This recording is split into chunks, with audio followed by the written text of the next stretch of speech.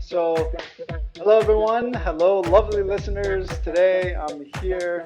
I'm thrilled to have a very special guest on our podcast. Joining me is someone I've known since our childhood days, and it brings me back so many memories. Amin, all the way from sunny California, is here. An incredible entrepreneur with a passion for curating the most unique and eccentric. Can I say eccentric? Yeah, Collection. whatever. Yeah, it's unique, man. I can't say it any other way. It's uh it's sunglasses and glasses, as you can see on his shelf in the background. Welcome to the show, I mean. Thank you so much. I'm really happy to be here, and um, I'm honored to be um, interviewed and talked to on your channel. And I'm sure this will be one of many. And yeah, it is pretty hot these days in San Diego. So I have the window right here and the door right there, and like a fan right in front of me. With a Trying to fan right stay in front of cool as you. possible. It Yeah, has to work. Otherwise, you're gonna be like sweating cats and dogs in there. yeah, but it's not those loud ones. It's a Dyson, so it's very quiet. That's why it helps with Yes. the voice and stuff. You Yeah, know, having a Dyson these days, in my opinion, is kind of like you're showing off to everybody, but low key, kind of like saying, "Yeah, I own a Dyson." It's not like your typical home stays or great value fan. It's like I'm up here, and the entire world is down here. It's funny because the other day I was shopping for a fan for my own room. I have a ceiling fan, and I also have a fan, but that broke down. And the other day I was shopping for a fan because it can get really hot in here. And I was at Best Buy, and this guy comes up to me and he says, "Yeah, we have a sale on Dysons. Do you want to like?" And I'm like, "Sure, yeah, show me." So in my head, I'm thinking, okay, well, it's a Dyson, it's a good value. So if it's like, let's say $200, I'll go for it. I go up there on sale, it's only 400. like 10% off, and it's like Yeah, $299. I'm like, what the hell? yeah. Dysons are expensive. I mean, it is a brand, but they do have a cool technology and stuff. It is quieter than other brands, Yeah, other manufacturers, but also it's not as powerful. So it's only good for breezes, not full blown full blown air kind of power, breezer. impactful air. Yeah. I So, yeah. see. So how is sunny California? What's the weather down there? Is it like cool? Is it breezy? Is it humid? So like I said, it's just hot. Right now it's breezy because it's still early, I think. But in 1 hour it'll be very hot. And Ooh. yeah, and my apartment doesn't have insulation, so it gets really really hot. Are you living higher up top or are you living closer to the Yeah, ground? I'm on the second floor. On the second floor. Interesting. And how have you been generally? I mean, it's been a while since we spoke. I've been good. Just so I've been busy with work for a long time since I moved here. The reason I moved here is because my job allowed me to work remotely. So I was like, I'm up for a change. I'm gonna go to LA or San Diego. I checked LA. I'm like, I'll go there later. So I went to San Diego and I worked from home. And I got let go from my job. I got laid off, and it gave me Yes. opportunity to, yeah, it gave me opportunity to work on my personal projects and passions. Yeah, like including my sunglasses collection. So basically, I've been collecting for about 9 years, but I've been trying to make it a serious business. And these last 2 months gave me a lot of time to set up my website and make it look nice and take photos of the items and stuff and just be serious with them. Pretty cool, pretty cool. Actually, that's a great segue into today's program. Uh, First of all, how did you get started into sunglasses and glasses, and why did you take this direction of selling unique glasses that are not very prevalent everywhere, and people have to really be looking for specific sunglasses in order to get? So I I used to work in the retail industry. I used to work in the mall for about 6 years. I worked at Macy's and then I worked at a diamond store, Nordstrom, Bloomingdale's. These are like, famous stores. So I started with clothes and then moved up to fine jewelry. And with fine jewelry, it's a different game. Prices are more expensive. Uh, the way you communicate with the clients are a little more like you have to be more careful, and also the knowledge you get about the details and like types of gold, colors, types of diamonds. Um, Basically, it's a different thing, and I got tired of working at the mall because they don't pay well. It's just very It's a survival job. commission. Yeah, it's like a survival job or even a college job. Some people, stay there for years and they depend on commission. Mhm. But something I didn't like that Nordstrom does and is famous for is the returns. People would come and buy like $2,000, $3,000 necklaces and return it in 2 days, and it would cut back from my commission. So I was like, you know what, this is lame. If they don't respect their um, products, Mhm. I can't. I'm not passionate about that. My business model is totally different. You buy something, you cherish it, you keep it, it's yours. You for sure know that you're buying this and keeping it. And if you sell it, sure, later on, whatever, it's your choice. But returning it, like asking for money back when you already made that decision, is just whack. Um, so yeah, so it that gave me an idea to obviously get into this. I didn't start with selling. Like I said, I've been a collector. So before even collecting, I was blogging about unique sunglasses, whether it's vintage or new, just like nicely unique eyewear.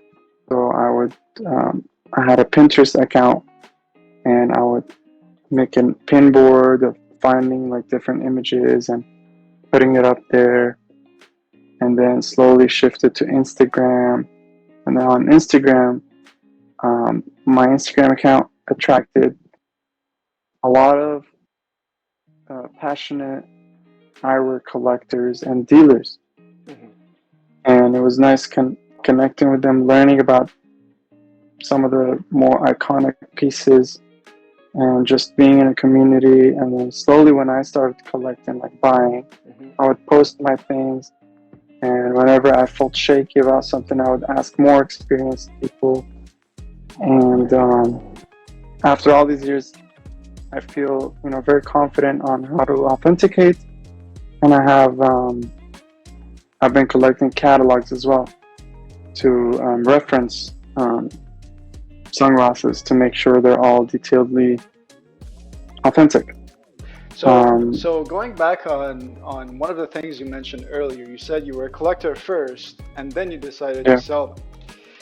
Uh, what made you what made you interested in glasses out of everything? Was it your experience working at department stores, or did it also become a passion because you were looking at the internet and seeing inspired by people that were collecting things, and you thought, okay, I better start collecting, and you thought sunglasses look cool? So before I even knew there were like many eyewear collectors. Like I said, I was just blogging about it. The reason I chose eyewear is because I think it's a mix of jewelry and health device, but also, um, yeah, a fashion statement. When you see someone, you see them, you look at them in their eye. So Hmm. the only thing blocking it is the eyewear. So I don't wear any, prescription glasses. These are just, um, you know, it's just for fashion for me. Fashion statement. And Yeah. I just, yeah, and I just, um, I think, when you meet people, uh, it's nice to meet unique people. And me, I like being unique. I like to collect unique things, not only glasses, even clothes and everything. So I just want um, people to appreciate these art pieces and find the art in it. Find, oh, this matches my clothes. Oh, this matches my car. Or I just like this shape. I've never seen it. It's just, it makes people happy when they see these items, even if they can't afford it. Hmm. Sometimes it's just nice to look at them. It's very interesting that you say that because in my I'm thinking right now like how difficult must it have been for you to uh, kind of like collect because some of these glasses, they're historic. You own glasses that were from the 50s and 60s from famous brands like Prada and Cartier, I believe. And Yeah, Cartier, not Prada. not Not Prada, Prada. just I don't do, Cartier, eh? no. I So, mean, I do other brands. of course, and you have a very fancy website too, Thank which you. I will showcase. So, how difficult was it to get your hands to get into the collection business first? Because some of these are like, in my opinion, they're way more expensive than what even Ray-Bans cost these days. I mean, yeah, it's not even comparable. Yeah, Ray-Ban is not even comparable. So Ray-Ban is basically very entry level, if you think about it. So obviously, like sometimes I do sell Ray-Ban, but it has to be Bosch and Lomb. So it's before Luxottica, the conglomerate, bought Bought them. brand. Yeah. So Bosch and Lomb, and specifically from the 50s and 60s, they had really cool designs, especially for women, the cat eye designs. Obviously, there's aviators and all that, but everyone knows that. But Mhm.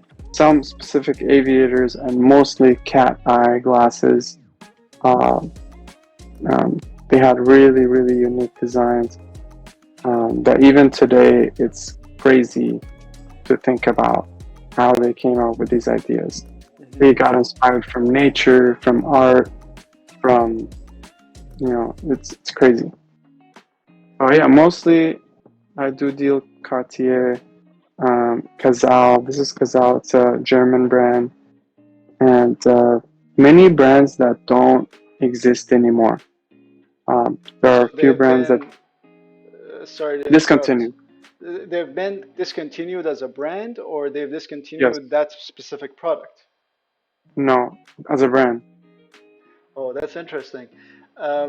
So how do you know what kind of brands to look for? Like, for example, is there a specific place that that you know how to research, or is it just like from previous knowledge you just go in there and search? I mean, when I was a blogger, I did my research then. Mhm. Um, finding the most unique pieces and then finding a community that collects them and saw what they had and they saw what I have. It's just, learning together. It's not like as popular as watch collection and as famous, um, but there are definitely collectors and enthusiasts for eyewear. Um, but there's no guideline and stuff. It's like anything, Hmm. you know. Yeah. Um, It's yeah, like it's like when any like it's like when you wanted to get into like cars, you're like, yeah, that seems like a classic, and you know the specifications. You're like, this is an AMC or it's a Chevy, and it's a 70s yeah, body, and it looks good, so you go there and buy it and collect it. yeah. Whenever someone is interested, very passionate about a specific type of thing, whether it's objects, books, people, they do their research. Whenever your heart is in the right place, Yeah. automatically you will be an expert at it. Due time. Hmm. Yeah. Hmm. And I mean, did you get any sort of like gatekeeping from the community when you entered into collecting, and talking about your pieces? Was there anyone that was kind of like, was there a community that was supportive, and encouraged what you did, or was it a community that was closed off and they wanted no outsiders and they wanted only them? Obviously, there's all kinds of people out there. You know, there are people who are not happy that young people can just buy things online. When Hmm. previously the older collectors, they would have to go hunting shop by shop, um, physically finding them, traveling to different countries to really, that was different. Yeah. Nowadays, you can find almost anything online.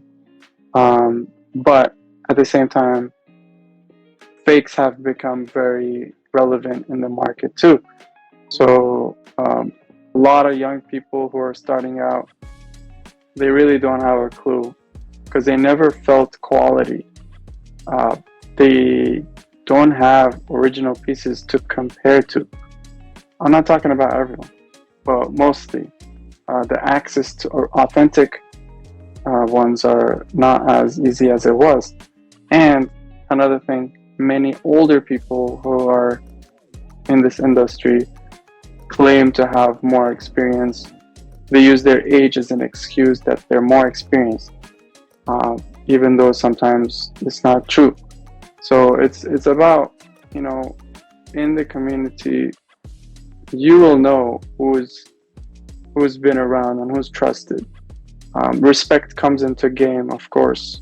Um, Someone who is uh, angsty or has an attitude, personally, I don't approach them, and I don't even refer them, even if they have authentic items. It's just not good for business, not good for the community. It's just Hmm. gives a bad image. Uh, but regarding me, like trying to get into it, yeah, at first some people were like, you know, doubting me, making fun of me and stuff, but that's normal.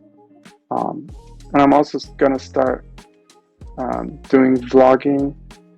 Um, you know, setting up a camera, showing my face, showing the eyewear of, you know, sunglasses of the week, whatever. And I'm sure there will be a lot of critiques, but that's life, you know. In real life, many people just have nothing better to do, just push you down. Yeah. Um, yeah, This is always true, no matter where you go, whether you're a collector like yourself, or you want yeah, to really. get into like a new career and you've never been in that career and you're seeking help and they're like, no, get out of here. You don't qualify. Just go and but you know what?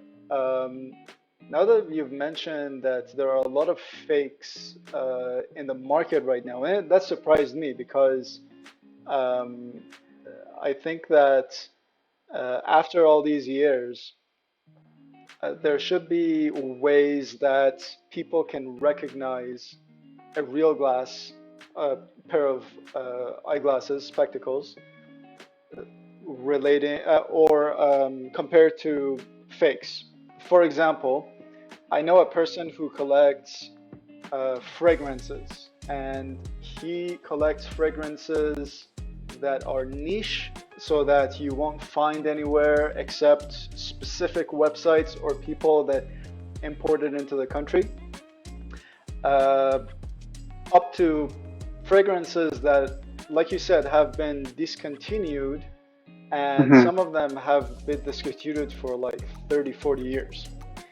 Mm-hmm.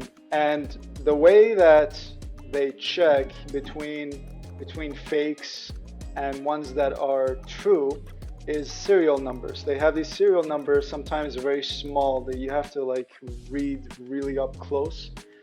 And they check that on a database, and sometimes that database is not public, so you have to know someone in the industry to say, hey, listen, can you cross reference this number to your database, and they check it that way.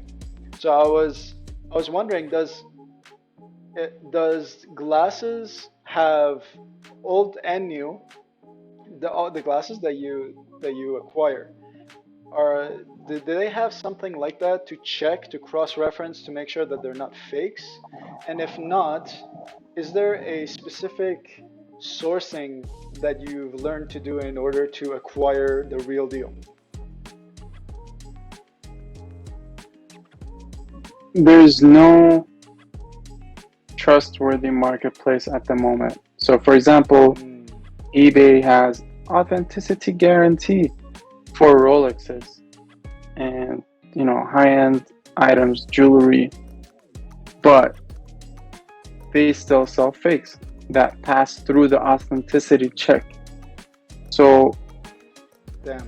same with many uh, other websites. Whenever like any popular website that sells stuff, like resells stuff, always uh, they get clients complaining about selling fakes. StockX, they're mostly for sneakers.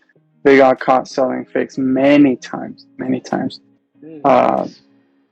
the Real Real, which is also another website that sells designer goods, they were even in the news about selling fake handbags that cost up above $5,000. Mm, So it's when you dilute the product line, you sell not only sneakers, not only handbags. You have so much product, and you hire people who claim they're experts. It's not possible. And yeah, about sunglasses, kind of the same. Yeah, we have serial numbers on some of them, especially Cartier's famous. It's a jewelry brand, so they have serial number, but that doesn't mean much. You can have an authentic one that has serial number, and you can have a fake one that has the same serial number. So if you want to cross-reference it, oh yeah, it's authentic. No, it's not. Like, you have to know the product itself. You have to know the materials and check it, and the size of the temples. Uh, some people make fake sizes. Like, that's also something. It takes a really trained eye, yeah. and yes, and sometimes some items are not in the catalog. So you just have to know and have experience with so much product Mhm. from that same time to cross-reference that one that's not in the catalog. So it takes a lot of hands feeling it and really taking a close look. Like, sometimes even images online, it's Can't tell. deceiving. Yeah. Yeah. So that was actually my next question, would have been, how do you check? But I think you answered that question. Like, you said that you go in there and you have to touch it and feel it. I So mean, most of the time, that's obviously the preferred way. But when I buy some things online, um, obviously I look at the images and I ask for better images, close-ups, and all that. Um, but it takes time. It takes a lot of effort. This is not just a small business for me. The last 9 years, literally, I put more time on this than my job, school, uh, anything you can imagine. This is like really my life. So I've been checking millions of sunglasses online, picking one or two, making sure they're authentic, bringing in here. If it needs the replacing lenses, I take it to the shop. Uh, Sometimes even repairing them. Yeah, it's not about the selling that I do this. It's really about my interest, Passion. deep connection. Your I don't passion. like the word passion, to be honest. No, It you just gets don't. thrown around so much, but it's Yes. a big part of me. It's a big part of me. It's the same way. I remember you and your dad used to be really into RC planes, and you Yep. used to know all the models and all that. So it's the same thing, you know. When you're really into it, it's not entertainment anymore. It's a big part of you that keeps you mentally happy. So yeah, It's your comfort zone. kind of. Yeah, kind of. And So selling them is not my comfort zone. I'm having a hard time selling them because really, finding them is a different game. So finding those things, it's not something you can just buy. mhm, Like some things are very rare and limited edition, or even like just hard to find these days in a good condition. So it irks me to even put it up for sale. And some collectors are so um, deep into the collecting game that mhm. they don't like it when people sell them for profit. But you know, I have to make a living too. So yeah. That's true. So um, let's just shift our focus a little bit from the collecting to the selling. How do you go about selling? Do you have a collection? So do you have like a set that you want to buy to keep and a selection that you want to buy to sell? Or is it just like you have a collection and you think, I haven't been wearing that particular one for a while, so let's sell that one. So how does the process go? Both. So Hmm. everything you see on this shelf is not for sale. They're extremely rare, um, unusual shapes, kind of expensive. Can't find them anywhere. And if you do find them, they're very high end, like high priced. Hmm. Um, so that's some of the stock. But then I have um, many pieces that I purchased for the collection Hmm. and to sell. Like that was some of it. My point was to sell, like using them as an investment. And then sometimes, yeah, I'm like, oh, I haven't worn this, or I never meant to wear it. I just list it. But yeah, it's slow. It's not that I list all of them at the same time. It takes time to take photos, edit them, um, list them online, write a description about them. It takes a long time. I don't use anything AI generated BS. Um, I used to hire a photographer and an editor, but the quality of work was so low. I basically ended up wasting money. So I just do everything myself in house, and it comes out the same way I want it to come out. And but it's okay. I'm proud of it. It's just um, it does take a lot of time. I see. So, do you have any examples that you can show us here? Just show it off and kind of flaunt. Sure, no problem. So why is it called odd frames? Some people ask me. So odd usually is for unusual in a bad sense. You know, oh, that's odd, or like something that uh, makes you confused. Out of the So ordinary. Yeah. yeah, so I'm using that word in a different sense. I'm using it for unique or unusual, but something that's very attractive. So sometimes it's the price that's unusual.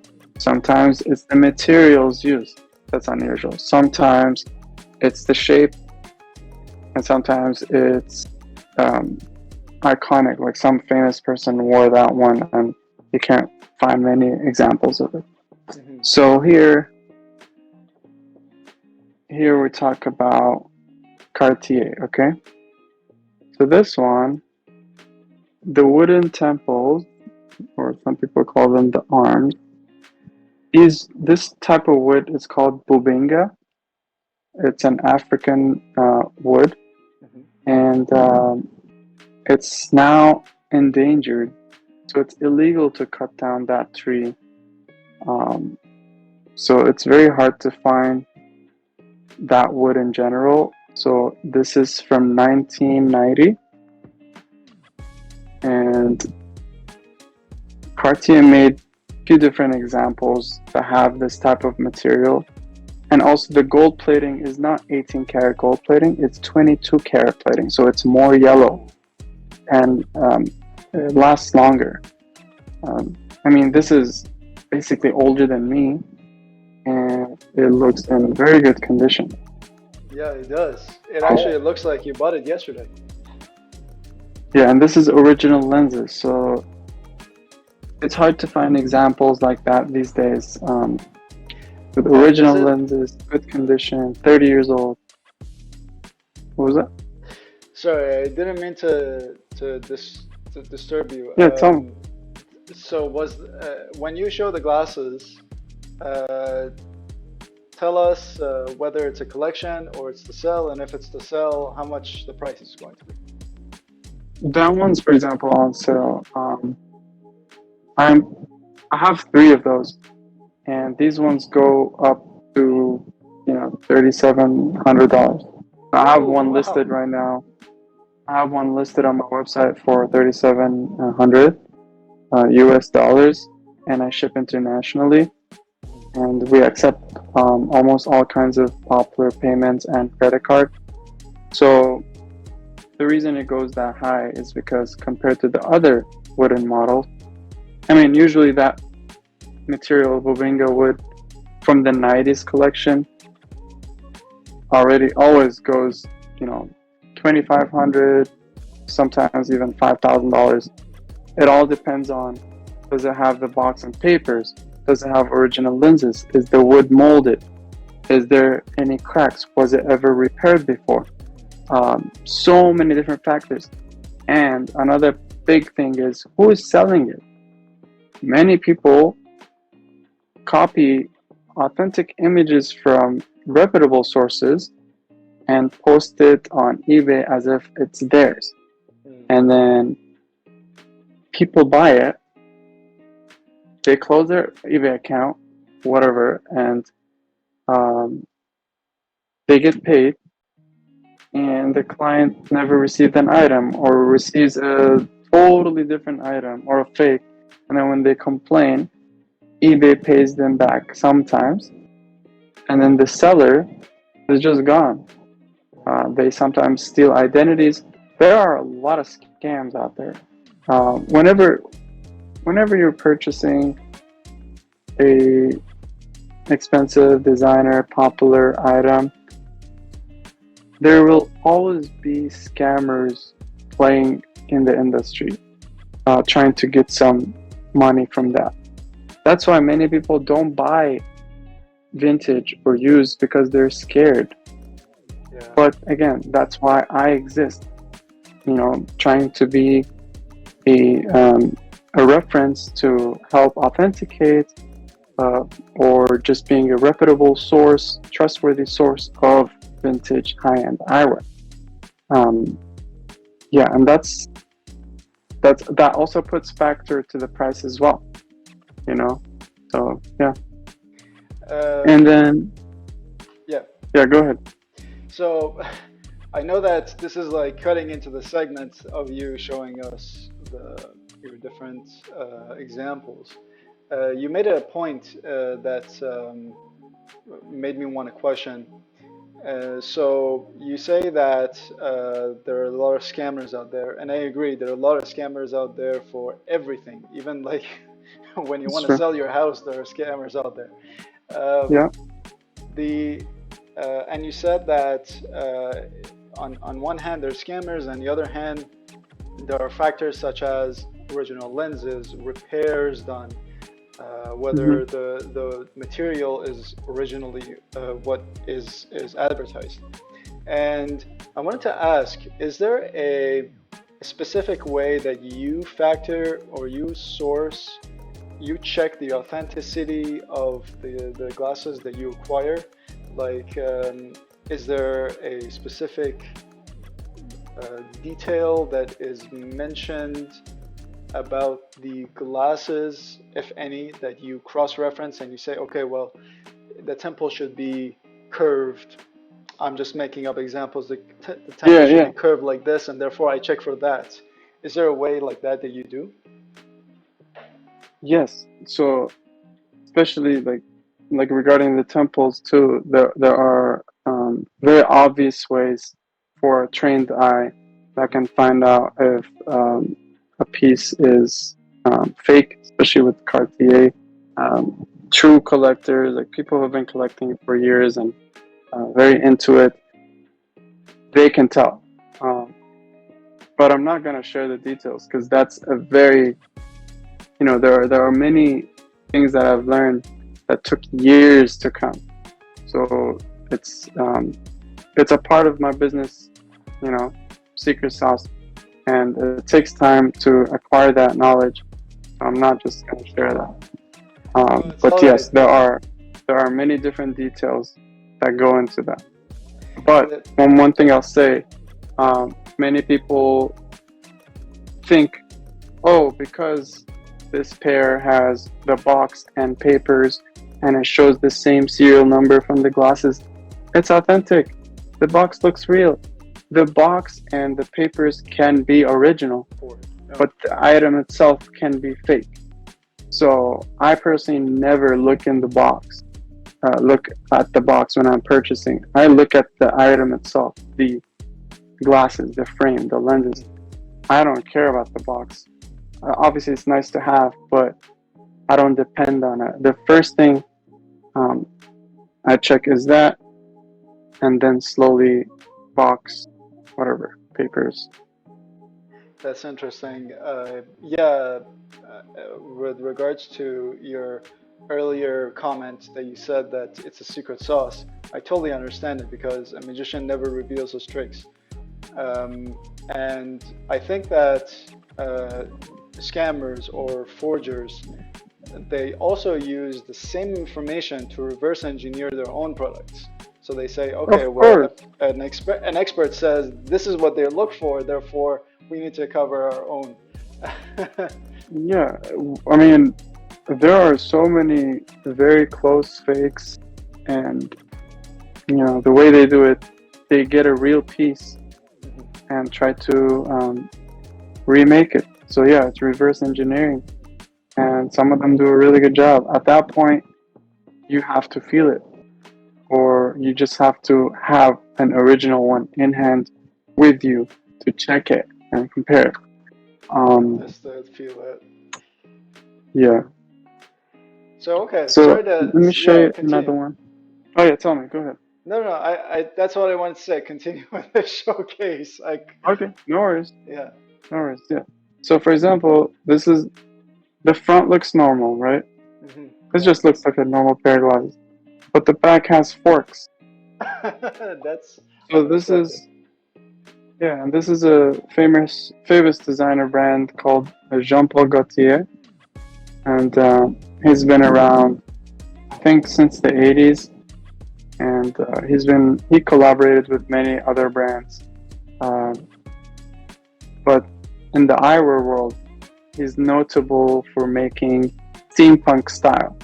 So metal, acetate mix, bronze colors, different weird shapes, like this. Like uh, the rapper Two Chains also owns one. It's just something really fun to wear. It's playful. It makes people happy when you wear it. Um, Personally, I do wear those. Some things I don't wear often because of the value and like I don't want to get scratches on them. Um, but this one is fine. You know, I like rocking them a lot. It's very comfortable and the front looks normal. So that's that. Is it And for a collection or is it for sale? that one's gonna be for sale in a few months. Um, but yeah, that one's priced around. It depends. Like I said, it depends who's selling it and the condition. So I'm not gonna tell you right now. You will Okay. know when it's on the website, basically. Okay. And then I have this one. You see, it's asymmetric. It's yeah, the bottom. Oop. Thankfully, I have carpet. I like carpet. All right, so So the bottom you is see? kind of straight, and the other one is kind of circular, right? No, they're both circle, but the bottom here is flat, and the top here is flat. Curve, Oh, curve. Yeah, right. Got it.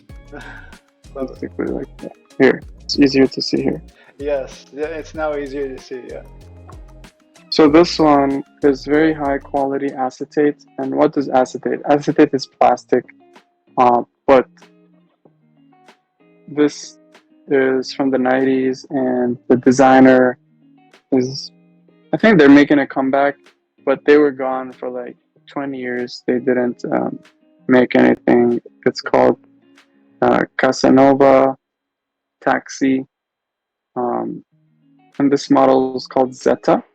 I have three of those, and I didn't want to sell them before, but because now I have a few, I'm gonna list them up later on. Hmm. But this is one of my all-time, one of my first ones that were really unique. You know, they're really, really 90s. So, um, yeah, it's just something fun. And then here's another Cartier. It has mirror lenses. Yeah, I can see it. It's a little bit faint. It's basically gold mirror lenses. It's hard to see, but Yeah, it's faint. yeah, I can see that it's especially when you tilt it towards the light. I can see it then. yeah, and it has the details and everything. Um, Is that I've gold had or this is for a that? while. This is gold, all gold, gold, Mhm. and this is called the Diabolo. They have also pens that are called Diabolo, and this has a very weird shape, of course. You know, it has that steampunk metal, acetate, plastic. Um, Actually, not acetate. This is composite, different type of plastic. Uh, but Flowrider, the rapper, had one, wore one once, and 2 Chainz as well. So this is not original lenses, but I picked and choose the nicest lens that could add an accent to it, that could match the gold elements in there. Yeah, good And choice. I don't have this. Yeah, it's from 1991, and I still didn't list it on the website, but hopefully soon. Yeah, that's the three I wanted to show. Um, those will be for sale in the future. But let me show you something that I won't sell. For example, This is gonna be it's, interesting. yeah. So for example, hmm,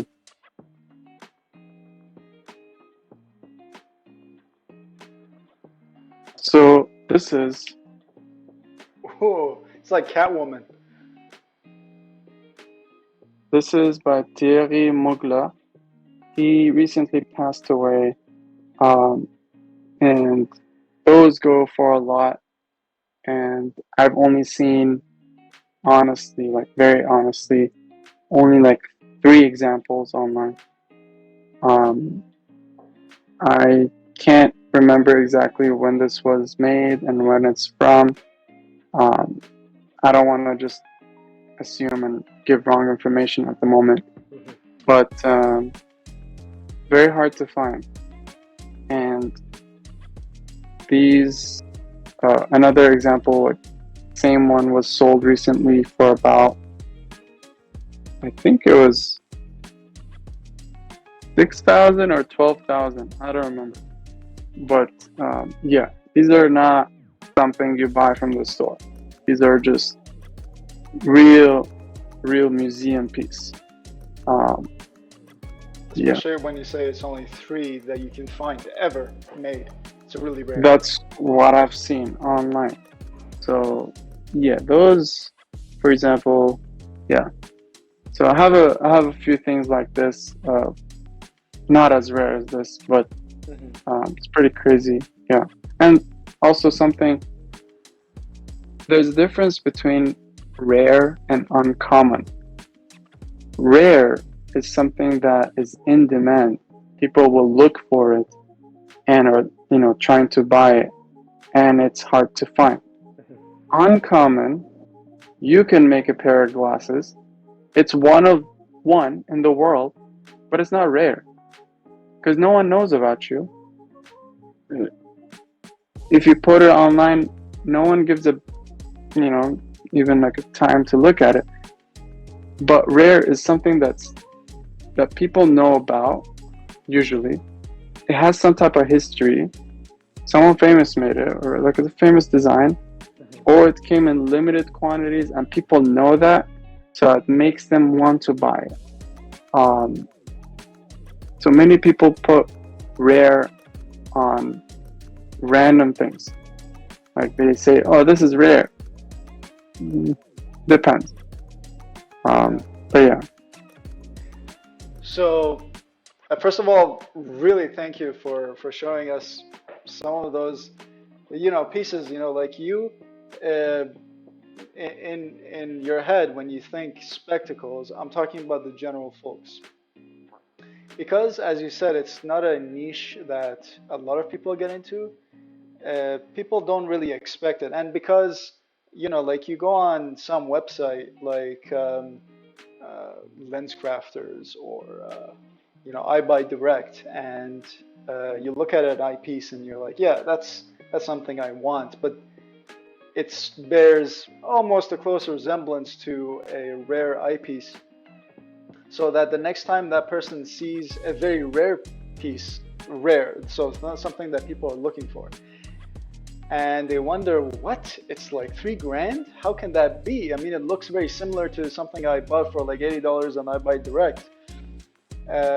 It really becomes something that you just don't expect. You just don't expect that it can be a niche that you get into, and this makes it all more a unique personality to have. It makes it such an interesting, like interest to Yeah, have. definitely. So, when did you decide that your collection should have like its own website, its own foundation, and you call it OddFrames? Was it something that was planned, or was it something that there was a point in your life that you said, okay, I have the proper training and I have the proper foundations for it. Therefore, now it's time to transition and make this a serious thing. It all it all came gradually. So even my Pinterest board, when I first started, it was called OddFrames. So that name has been around. Okay. Yeah. Same with the Instagram. I've had my Instagram OddFrames for a while. I had a website for about 3 years. So I've been paying monthly, but I never had items on it until last year. So I'm a big critique on myself.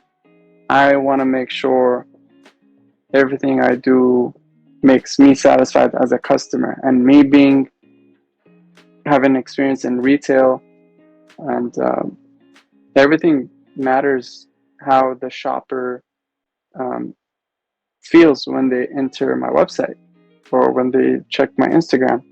I want things to look very high quality, very clear, have enough information, and very welcoming user experience.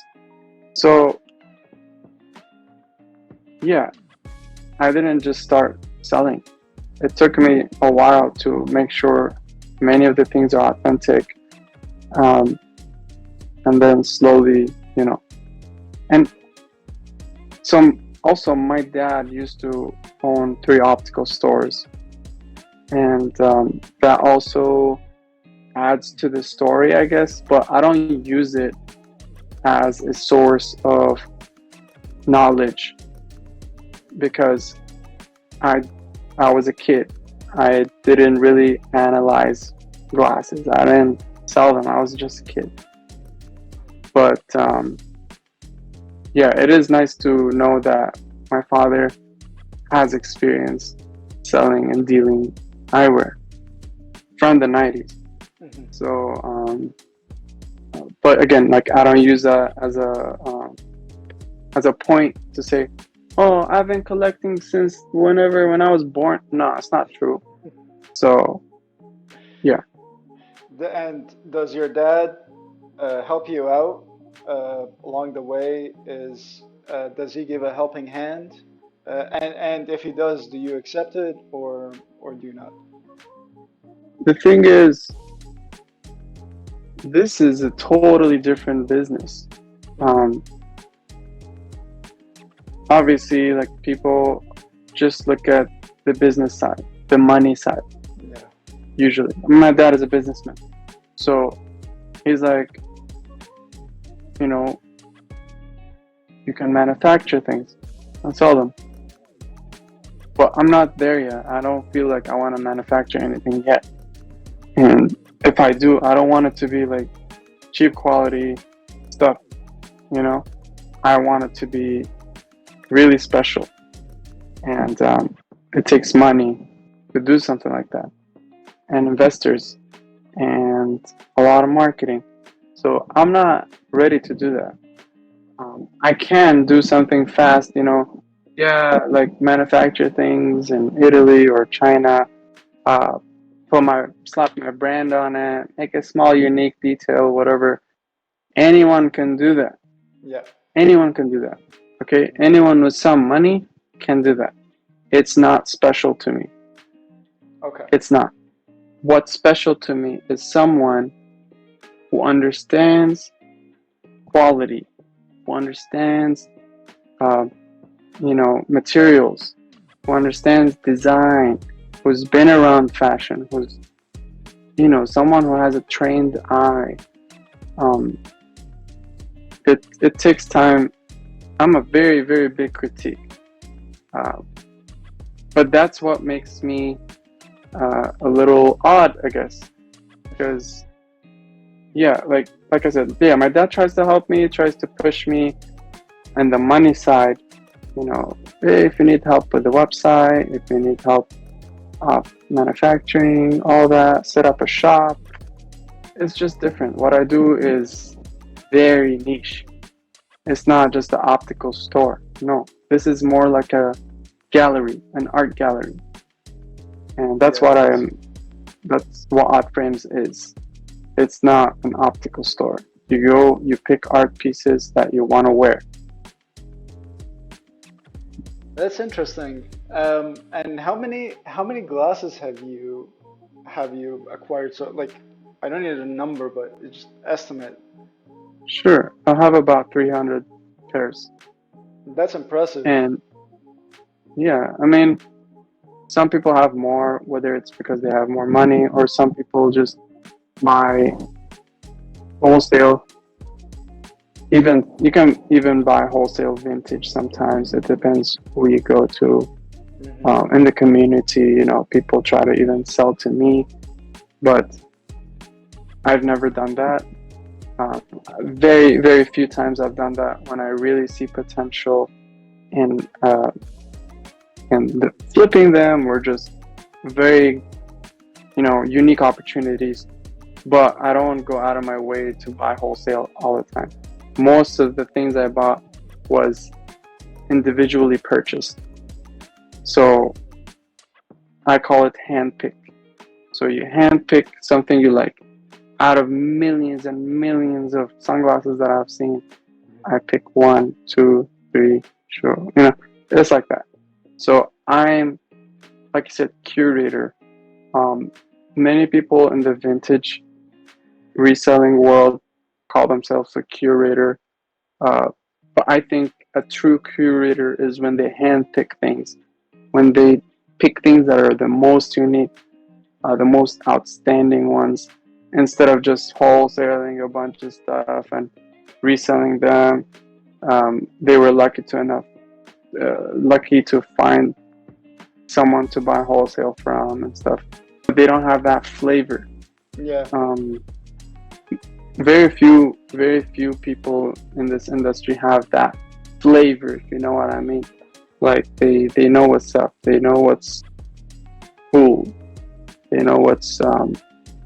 know details about the items. Because when you buy wholesale, you just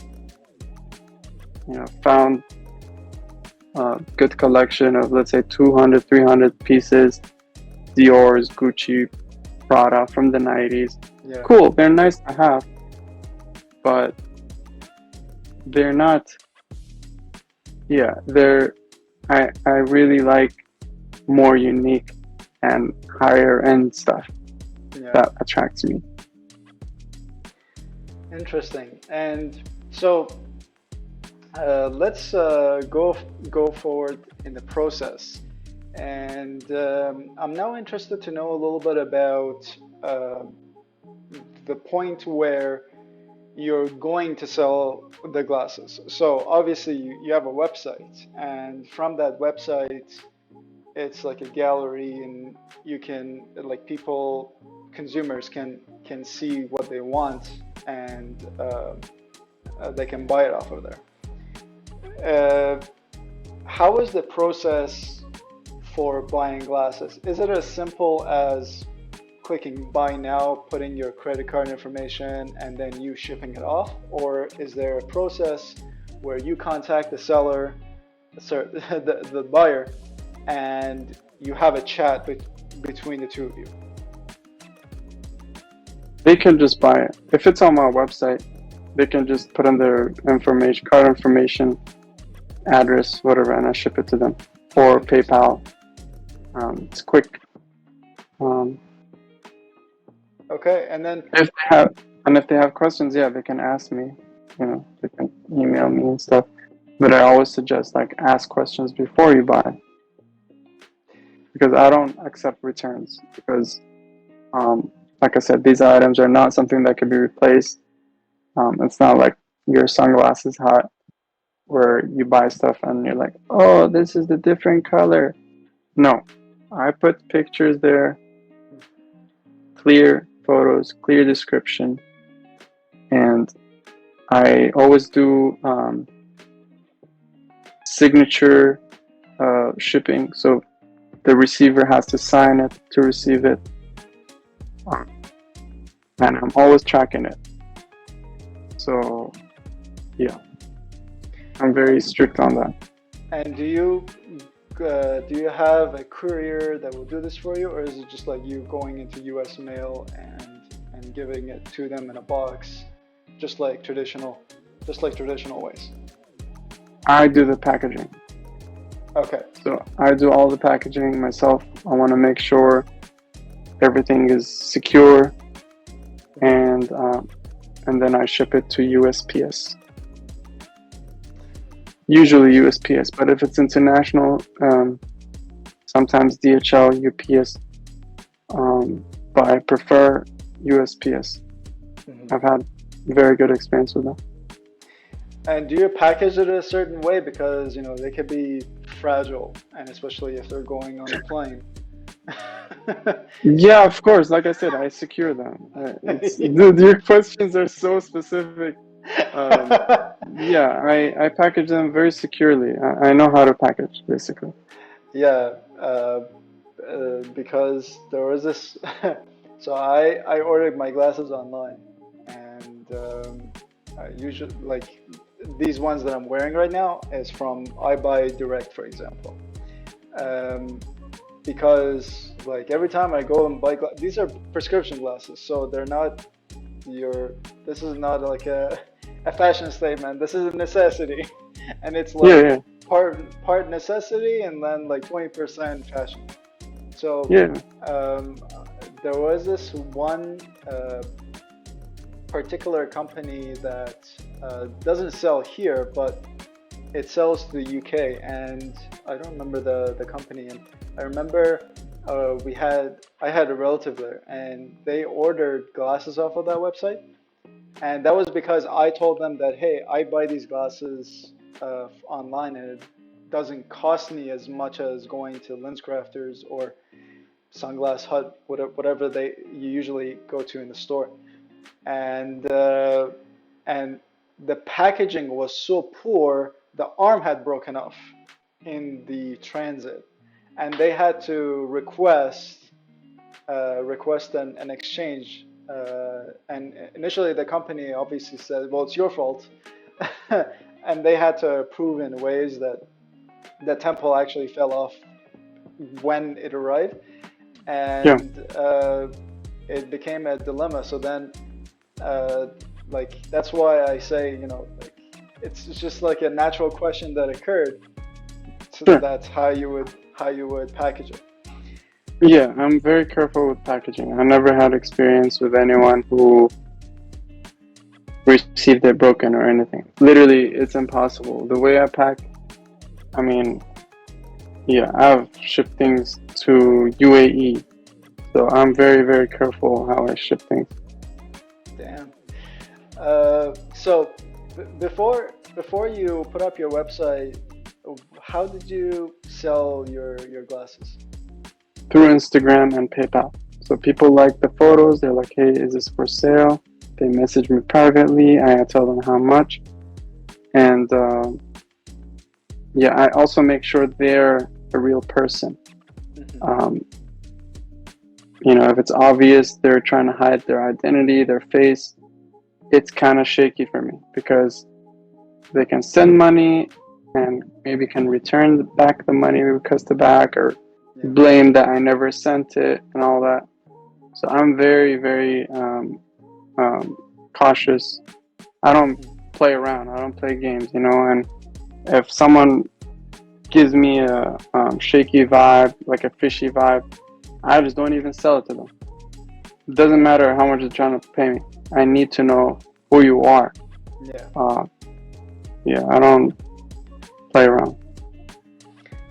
And during the time before you put up your website and you had to sell through PayPal and Instagram, uh, did you have any like customers that were kind of weird that you had to deal with them?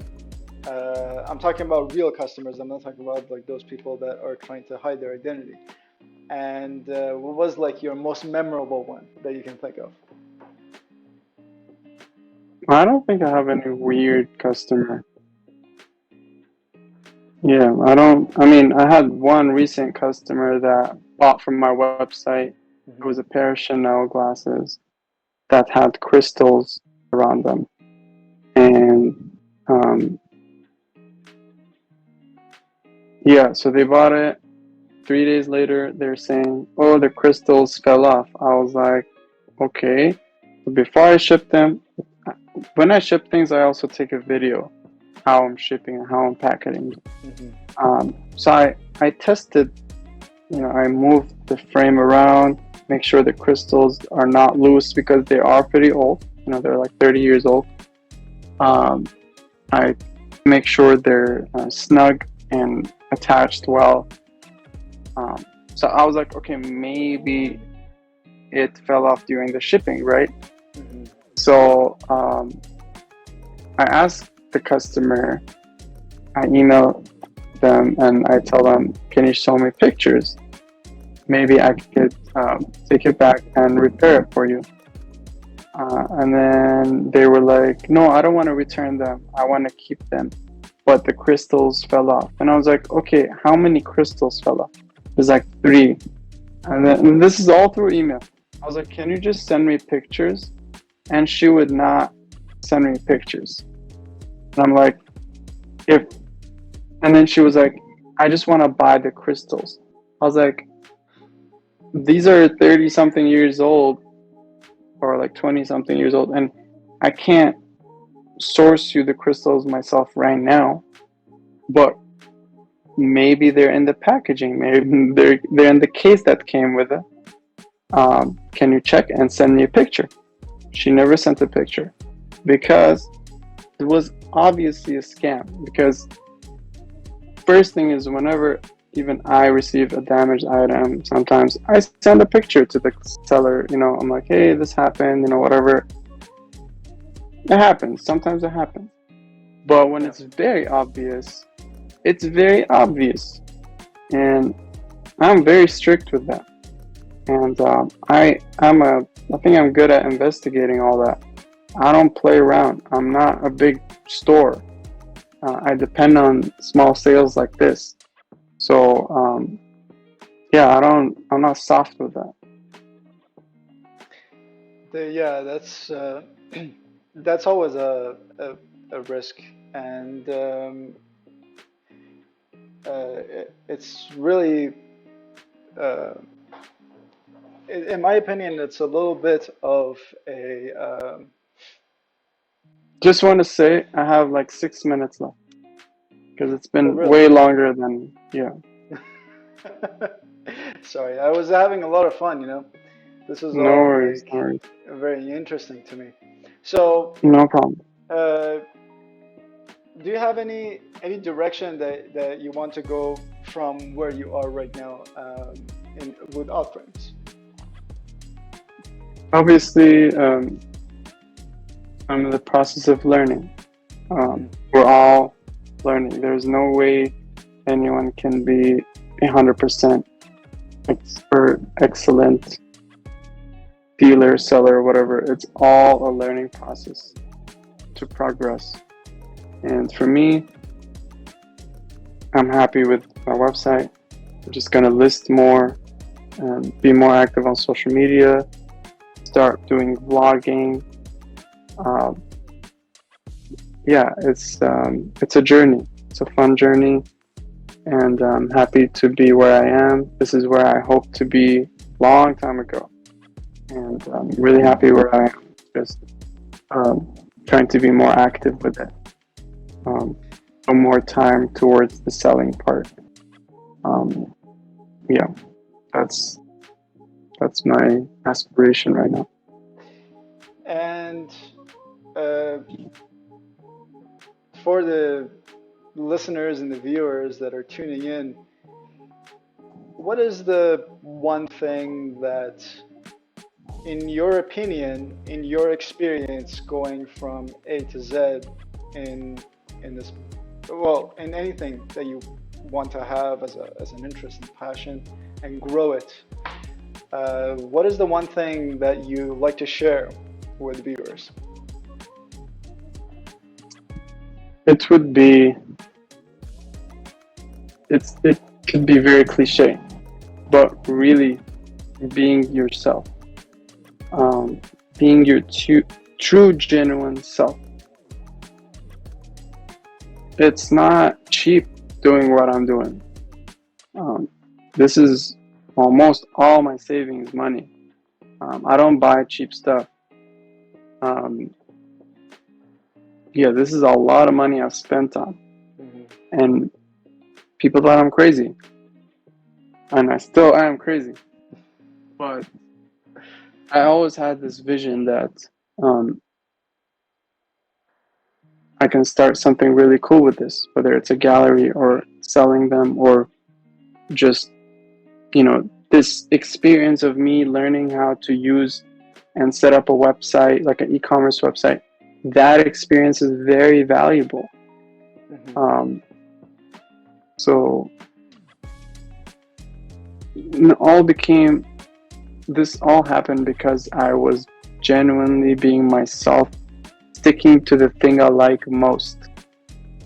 Eyewear, vintage, high-end eyewear, unique eyewear. So when you stick to something so much, you become really good at it. People will notice that, and it's a really nice thing to feel. So people out there, there's no secret way. There's no there's no like set way to happiness. You can't just go to college and expect to get a job. You can't get a job and expect to be happy. You should really go for something that's really speaking to your heart. Um, I have friends who are doctors. They get paid, but they are not happy. So it really matters where you go and how you do what you do, basically. And when it comes to fashion and stuff, one cool thing about what I do is that I'm bringing back things that were not used. What I mean is not used in a sense of like secondhand. What I mean is some things in the fashion world, there's so much trash. That's another reason I'm not manufacturing. I don't want to add more plastic, to the earth. We already are polluting so much BS. There's so much mountains of clothes. So it's nice to buy vintage, secondhand. It's okay as long as you clean them. Mm-hmm. It's not always expensive. Sometimes you can buy affordable stuff, but it helps the environment a lot. This culture of using and buying secondhand stuff is such a good help to the environment. So yeah, that's something I'll tell to people as well. I hope more people accept buying secondhand clothes and items, cars, furniture. As long as they clean them professionally, it's okay. It really helps the environment. Yeah, and it's all good because it's your personal experience, and that's exactly what I asked for. I didn't want you to, like dig into something you read in the internet. It's Anyone okay. can do that. This is something that you have come to conclude in your own experience. Yeah. So I'm enjoying it. It was really great to have you on this program today. I had a lot of fun. I mean, I lost track of time. Honestly, I was having a lot of a good time, asking you all these questions about your business. It was a great program. You were very cooperative. I really enjoyed our time together. Me Uh, too, really. It was good to get asked those questions because it reminds me back to my uh, earlier days when I first started getting into it, and it's a nice reminder. yeah, for sure, for sure. Um, anyway, it's been great. I hope that you have a great rest of your afternoon and evening, and I hope to see you sometime again soon. Thank you so much, and really happy for this opportunity. And like I said, this is one of many podcast shows that you're gonna do. I'm sure a lot of interesting people will come, and you will help them unleash their cool side. You know what I mean? So that's a really cool thing you're doing, and I appreciate that. And you also have a good day, and yes, hopefully see you soon. Alrighty, take care. Peace out, man. Thank you so much.